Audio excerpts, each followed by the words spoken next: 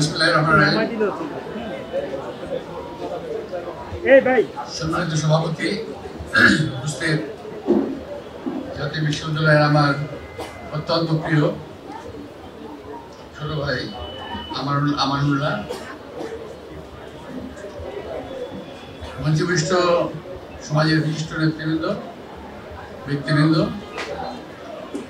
আমার সামনে স্কুল এবং আমার সামনে কলেজের শিক্ষার্থীবৃন্দ, শিক্ষকবৃন্দ, প্রিন্সিপালবৃন্দ এবং নতুন প্রজন্মের আমাদের সন্তানেরা, আসসালামু আলাইকুম।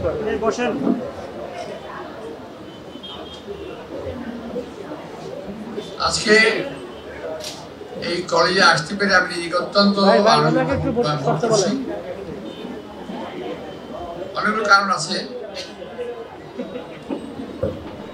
আমি এখন ভাবি, তোমরা যারা এখানে সামনে উপস্থিত বসে আছো, যারা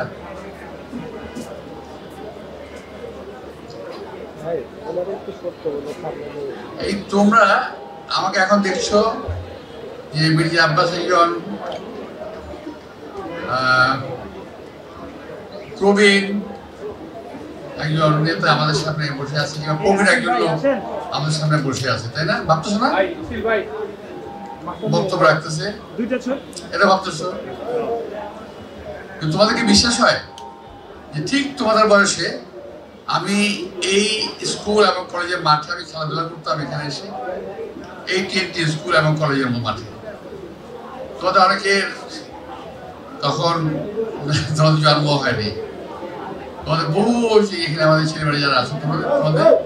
আমি কিন্তু এই এলাকারই সন্তান, এই এলাকারই আরো বাতাসে বড় হয়েছি, এবং তোমাদের তরুণদের দেখে এখন আমার অনেক সময় মনে হয় যে সম্ভব না, তারপরে মনে হয় যদি একবার ফিরে যেতে পারতাম এই বয়সটার অভিজ্ঞতা নিয়ে, এই বয়সের এই সময়ের সারা জীবনের পুরা অভিজ্ঞতাটা যদি নিয়ে আবার যদি এই বয়সে আসতে পারতাম, তাহলে কি হতো?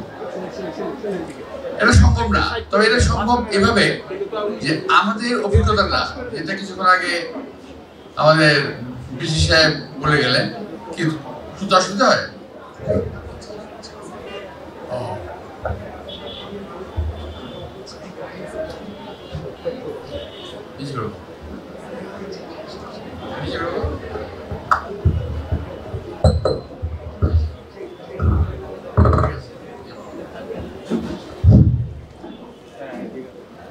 আমি বলছিলাম যে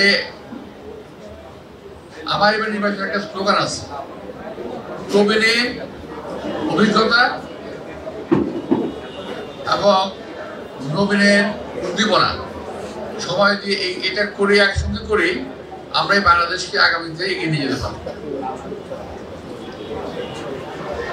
এখন অনেকে ভাবেন যে এই বুড়ো লোকগুলা কি বুঝে, আবার আমরা অনেকে বলি এই বাচ্চা পড়া ছেলে পেলেগুলো কি ভাবে, একটু বিপরীত হয়ে গেল না? তোমরা ভাবছো আমাদের সম্বন্ধে আমরা কিছু বুঝি না, কারণ আজকে তোমার এই যুগ, আজকে কম্পিউটারের যুগ, আমরা কিন্তু এগুলো কিছুই বুঝি না। আসলে যতটুকু আমাদের বোঝা দরকার আমরা কিন্তু বুঝি না, তোমরা যতটুকু বুঝবো, এটা ঠিক। তবে যদি আমরা আগে না আসতাম, তোমরা কিন্তু আগে আসতে পারতাম না, এটা কিন্তু তোমাদের বোঝা দরকার। তা আমি অনেকদিন আগে একটা বক্তব্য রেখেছিলাম এর ব্যাপারে, ওই যে নতুন ছেলেদের যারা নাকি ওই যে কি বলে 24-এর আন্দোলনের ফসল এখন যারা লুটপাট করে খাচ্ছে, আমি কথা কিন্তু রিপিট করছি আবারও, 24-এর আন্দোলনের ফসল যারা লুটপাট করছে এখন, তোমাদের এবং আমাদের সমন্বয়ে এই আন্দোলন, একক কোনো ব্যক্তি বা গোষ্ঠীর আন্দোলন ছিল না। এটা সেটাকে এখন করে কোনো বিশেষ একটি দল পরাস্ত করছে এবং নিজের মনে করে, নিজের সম্পদ মনে করে সেটাকে এখন ক্যাপিটালাইজ করে নির্বাচন করে যাচ্ছে। আবার একটি দল আছে ধর্মকে বিকৃত করে একটা বিকৃত সমাজ সৃষ্টি করে ওখানে তারা নির্বাচন করতে যাচ্ছে। আমি এটা বলতে যাচ্ছিলাম যে ওই ছেলেদের উদ্দেশ্যে বলেছিলাম এক বক্তব্যে যে বাবারা, তোমরা বাপের আগে চলার চেষ্টা করো না। আমার কথা বুঝতে পেরেছ? বাবার আগে যেই ছেলে মেয়ে চলার চেষ্টা করে তার ধ্বংস কিন্তু অনিবার্য। এটা কেউ ঠেকিয়ে রাখতে পারবে না। তোমরা এটা মানো বা না মানো, তোমরা তো সেই বয়সে একই বয়সে, তোমাদের তাই মানা হবে। বাবা বুড়ো হয়ে গেছে, বাবার তো আর এখন আর সময় নাই, কিছুই বোঝে না, এই কথাটা কখনো মাথায় রাখবে না। বাবা মা যত বুড়োই হোক, যে মুহূর্তে বাবা মা থাকবে না তখন বুঝতে পারবে যে বাবা মা তোমাদের কোথায় রেখে গেছে। তো সুতরাং ছেলে ওদের বলার পরে খুব রিয়াকশন দিয়েছিল এটা, কিন্তু আমি আমার বক্তব্য অটল ছিলাম, এখনো আছে। বাপের আগে ছেলেদের চলতে হয় না, ছেলে মেয়েদের চলতে হয় না বাপের আগে। এই কথা বলেছিলাম আমাদেরকে। আমি তো আজকে বলি যে এখন ধরো এখানে যারা এই মঞ্চে যারা আছে, এখন তোমাদের সবসময় তোমার যে সিনিয়র, একাডেমিক ভাবে তোমার সাথে অনেক কোয়ালিফাইড, এখানে সেক্রেটারি আছেন, এখানে বিসি আছেন, এখানে অনেক কোয়ালিফাইড লোকেরা আছে। কিন্তু আর তোমরা যদি বলো যে ওনারা অচল, সেক্ষেত্রে আমার জবাব হলো যে ওনারা যদি না আসতেন তোমরা আসতে কিভাবে? তোমার যে যত দাবি দেওয়া আছে কার কাছে করছো বলতো? বিসি সাহেবের কাছে করছো, আমার কাছে করছো, কিংবা আরো কার কাছে করবে? এই দাবি দেওয়াগুলো পূরণ করার জন্যই বাপ মায়ের খুব প্রয়োজন, মুরব্বীদের খুব প্রয়োজন। তুমি যদি সমস্যা করো সেখানে তোমার কিন্তু একজন মুরব্বী লাগবে ওই সমাধানটা দেওয়ার জন্য, অথবা অ্যাটলিস্ট অ্যাডভাইস তুমি তাকে দিতে পারো সমস্যা করবে। তা আমি এখন অন্য কথায় আসি। আমার তো আমার তো মূল কথা হলো নির্বাচন, বুঝতে পারছো তোমরা? এটা আমার মূল বক্তব্য কিন্তু নির্বাচন, তোমাদের উপরে করতে আমি আসিনি। আমি খুব পরিষ্কার করলাম, আমার কথাবার্তা এগুলো এরকমই। যারা আমাকে ছোটবেলা থেকে চেনে, আগে থেকে জানে, তারাও বলবে যে আমি খুব কাটা কাটা কথা বলে থাকি, স্পষ্ট কথা আমরা পছন্দ করি। পেটের ভিতরে এক কথা, মুখে এক কথা, অন্তরে এক কথা, আমি এটা পছন্দ করি না, কখনো করি না, এখনো করি না, সবাই জানে এটা। তো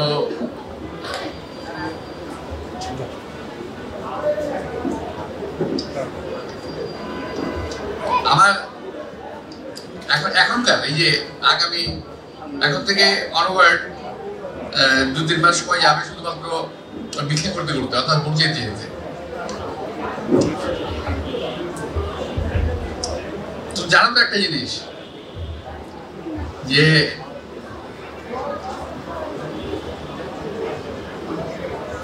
বিনিময় ছাড়া কিছুই পাওয়া যায় না।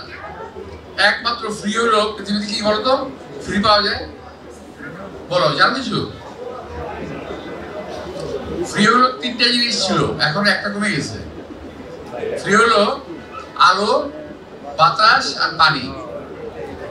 এটা একসময়, পানিটার সময় ফ্রি ছিল, এখন আর ফ্রি নাই, বুঝছো? এছাড়া কিচ্ছু ফ্রি নাই। বাপ মায়ের আদর চাও, বাপ মায়ের কাছে আবদার করতে হবে, অর্থাৎ আবদার ছাড়া পাবে না, অর্থাৎ ফ্রি নাই। তো তোমাদের এত দাবি দেওয়া, এত ফ্রি কেন হবে ভাই বলো তো? তোমাদের ল্যাপটপ লাগবে, সরকারিকরণ করতে হবে, স্কুল কলেজ ঝামেলা করতে হবে, কি ফ্রি পাওয়া যাবে? ফ্রি পাওয়া যাবে না। তোমাদেরকে এমন একজন ব্যক্তিকে, মানুষকে তোমাদের ঠিক করতে হবে যিনি এই কাজগুলো করতে পারবেন। সেটা আমি নাও হতে পারি, আমি বলছি যে এখানে আমার প্রয়োজন হবে খুব একটা। আমি কিন্তু ব্যক্তি মির্জা আব্বাস তোমাদের অনেক সমস্যার সমাধান আমি এখনো করে ফেলতে পারি, মানে এই ছাড়াই, এই বিবাহ ছাড়াই, মন্ত্রী ছাড়াই করতে পারবো, এখনো পারি, কোনো সমস্যা নেই, অনেকটা করেও ফেলবো। তুমি দেখবা এটা, তোমরা এই নির্বাচনের আগে দেখবা তোমাদের অনেক সমস্যার সমাধান হয়ে গেছে। আমি কথা একটু ফান করলাম, একটু ফান, অর্থাৎ পৃথিবীতে ফ্রি নাই কিছু, এটা একটু মাথায় রেখো। তুমি মনে করো না কেউ যদি তোমাকে কোনো একটা জিনিস দিল, ভাই বোনা যে ওই যে buy one get one free আছে না একটা আমরা বলি না buy two get one free আছে না, এটা কিন্তু ফ্রি না, এটা বুঝে নিও যে ওই তিনটার দাম কিন্তু তোমার ওই একটার মধ্যে নিয়ে নিতেছে। এটা তো ফ্রি না, কোনো কিছু ফ্রি নাই পৃথিবীতে, কিছুই নাই। তো এখন তোমাদের কিছু সমস্যার কথা আছি আমি, তোমাদের হলো ল্যাপটপের ব্যাপারে কথা হয়েছে আমার সঙ্গে, আমাদের জলির সঙ্গে কথা হয়েছে। তোমাদের ল্যাপটপটা কিভাবে দেওয়া যাবে তোমরা ভাবার আগেই কিন্তু আমরা ভেবে ফেলেছি এটা কিভাবে করতে হবে, কার সঙ্গে কথা বলতে হবে। আমরা ইতিমধ্যে কথা বলে ফেলেছি। এখন তোমরা ভাবো যে তোমরা যে আমাদের নিয়ে ভাবো যে এই লোকগুলো কি বুঝে, আমরা তোমাদেরকে অনেক ভাবি, তোমাদেরকে নিয়ে আমরা অনেক ভাবি। আমাদের ভবিষ্যতে আমাদের ছেলেমেয়েরা কেমন হবে, কি হবে, কোন জগতে বসবাস করবে, এটাকে তোমরা ভাবি। হয়তো সমাধান দিয়ে যেতে পারবো না, কিন্তু আমাদের ভাবতে অসুবিধা কোথায়। আমরা রাস্তাটা ঠিক করে দিয়ে যাবো, সেই রাস্তা যেন বিচ্ছন্ন না হয়, তোমাদের রাস্তা যেন মসৃণ একটা রাস্তা তোমরা চলাফেরা করতে পারো, সেই কাজটা আমরা করে দিয়ে যাবো।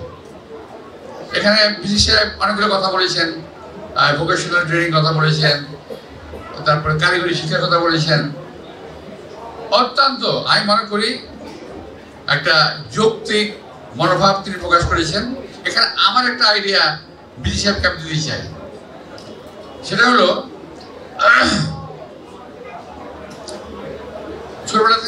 ছোটবেলা থেকে একটা বিষয় কমন, ম্যাট্রিক কিংবা এসএসসি কিংবা এইচএসসি একটা জায়গায় সীমাবদ্ধ করা হয়েছে যে কমন, এখানে সবাই পড়বে একই সাবজেক্ট, বাংলা, ইংলিশ, উর্দু, বাংলা যা থাকে সমস্ত কমন থাকবে।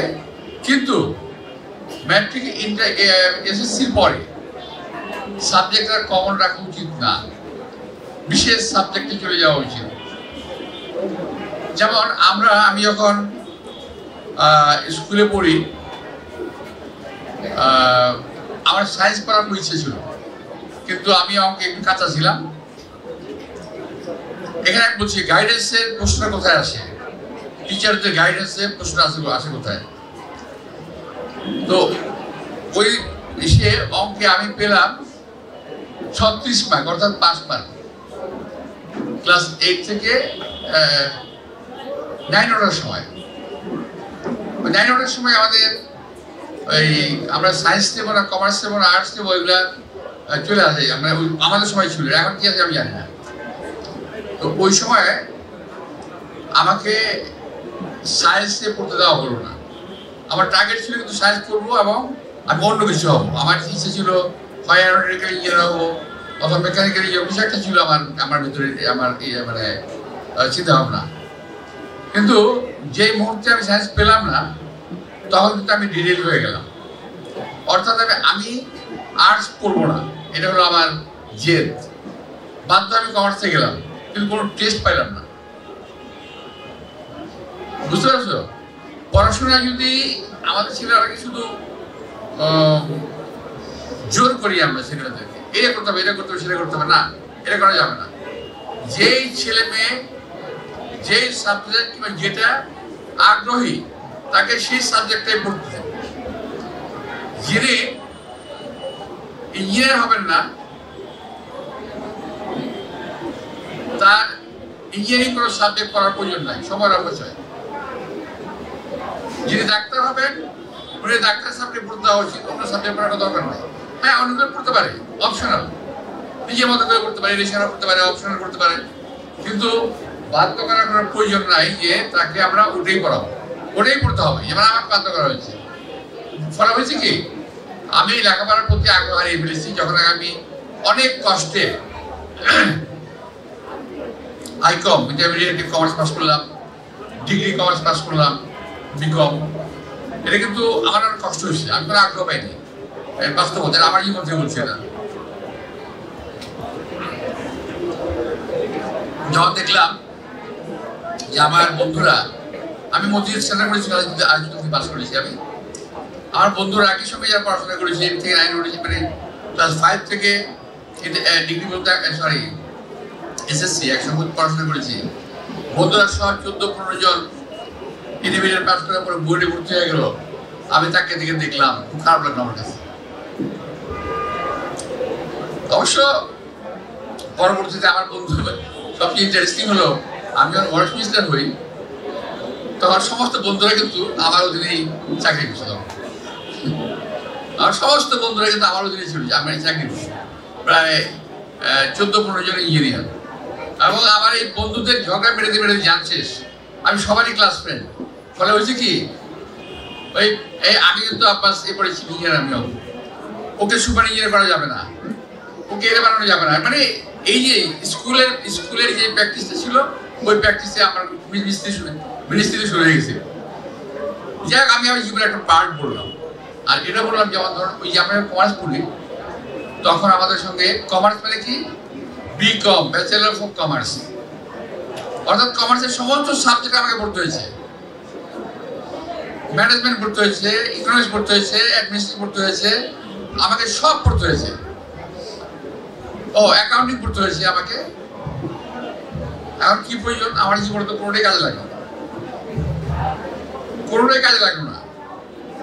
না অ্যাকাউন্টিং কাজে লাগলো, না ম্যানেজমেন্ট কাজে লাগলো, না অ্যাডমিনিস্ট্রেশন কাজে লাগলো, কিছুই লাগলো না তার কাজে। আমি শুধু পড়াশোনা করলাম, এটি বলতে পারি বাহাদুরি করি, হ্যাঁ আমি ডিগ্রি পাস করেছি, এটুকুই আমার প্রাপ্তি আর কি, আর কিছু না।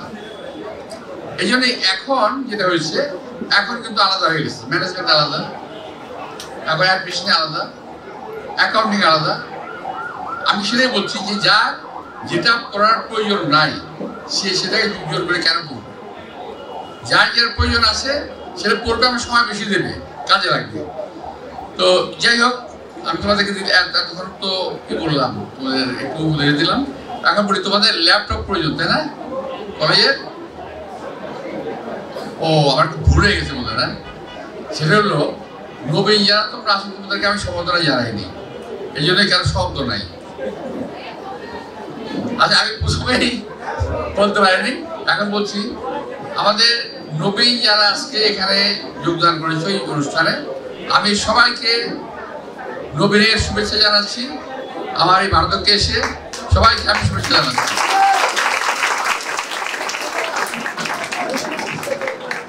আসলে তোমাদের কাউকে আমাদের স্বাগত জানা হয়নি, নবীন বরণটা আমরা করি নাই, এটা ভুল হয়ে গেছে আমাদের সকলেরই।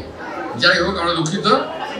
এখন আরেকটা দাবি হলো তোমাদের একটা ল্যাপটপ সম্ভবত হয়েই যাবে, সম্ভবত ইলেকশন আগে হয়ে যাবে। আমি আশা করছি, আমি আশা করছি, কারণ আমরা কথা বলেছি, আগেই বললাম যে জহির আমরা কথা বলেছি, আমাদের সেক্রেটারি সাহেব এবং আমি কথা বলেছি যে কিভাবে সমাধান করা যায়।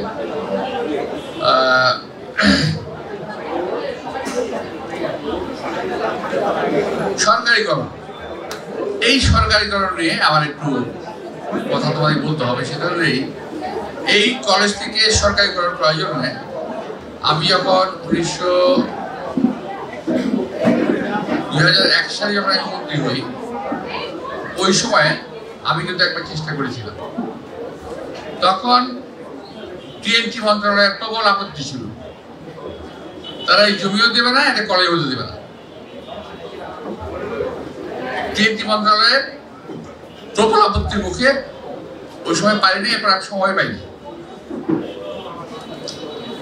আর তখন হয়তো এতটুকু অভিজ্ঞতা ছিল না কিভাবে করতে হয়, হয়তো করতে পারতাম, প্রধানমন্ত্রী বললেই হয়ে যেত, এটা আমার তা বলার হয়তো মনে হয়েছিল না।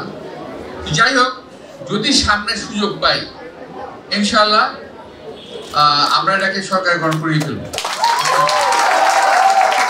আমি আমার নির্বাচন এলাকায় 2টি কলেজকে সরকারিকরণ করব, তার মধ্যে একটি হলো টিএনটি।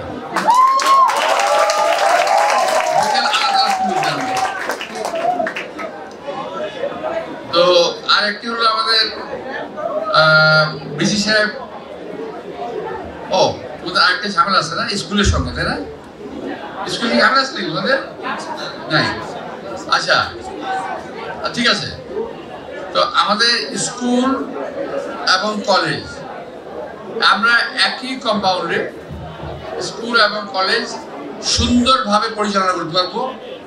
ঢাকা শহরের মধ্যে একেবারে মাঝখানে এত সুন্দর একটা জায়গায়, প্রায় 10 বিঘা জায়গা, বিশাল ব্যাপার। কিন্তু আমরা যদি এটাকে সুন্দর করে গুছিয়ে করতে পারি, একই জায়গা থেকে আমাদের একটা বাচ্চা ক্লাস 1-এ ভর্তি হবে, এখান থেকে মাস্টার্স করে বেরিয়ে যাবে।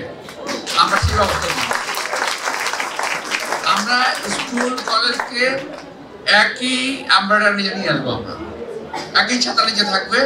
আবার একটা ছেলে স্কুলে ভর্তি হবে ক্লাস 1-এ, সে মাস্টার্স করে বেরিয়ে যাবে। ভালো হবে না? ইনশাআল্লাহ এটাও করব। আর আমাদের বিসি সাহেব আমাকে বলেছেন এসে বক্তৃতা এসে বলছেন যে এখানে মাস্টার্স বাকি আছে, কয়েকটা সাবজেক্টে আমরা মাস্টার্স করে দেবো ইনশাআল্লাহ। এই জন্য আমি বিসি সাহেবকে অগ্রিম ধন্যবাদ জানাচ্ছি।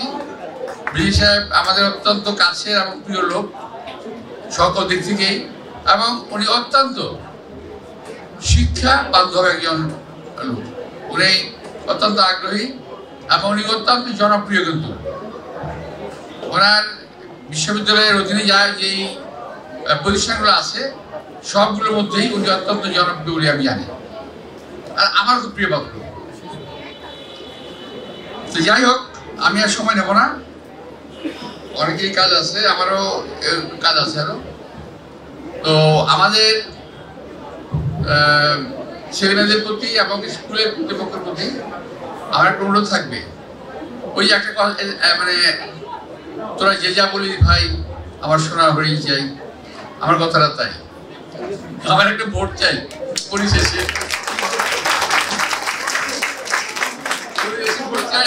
এই ভোটটার জন্য তোমাদের কি করতে হয় বলো? তোমরা দিলে, তোমরা কিন্তু আমার ধারণা তোমরা প্রথম ভোট দিলে মনে হয়, তাই না?